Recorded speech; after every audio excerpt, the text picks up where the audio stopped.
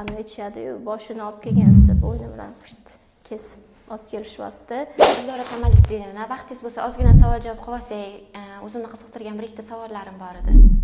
Mayli, sizlar uchun vaqt topaman. Yaqinda oyim umra safariga ketmoqchi edilar. Umra safariga yo'llanmalari hayz sikli vaqtlariga to'g'ri kelib qolyapti. O'shanga bir dugonalardan eshitgan ekanlar, aptekada dorilar bor ekan, o'sha hayz siklini to'xtatadigan.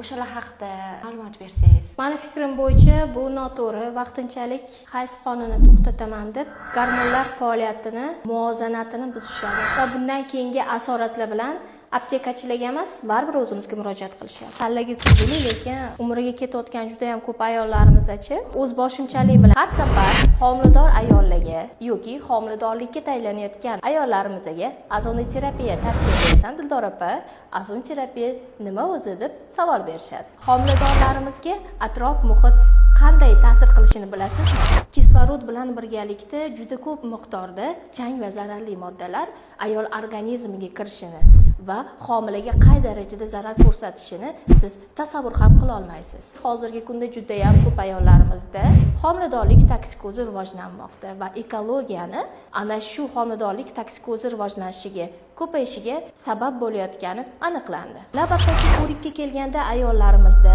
qon tahlillarini ko'rganimizda kamqonlik, ya'ni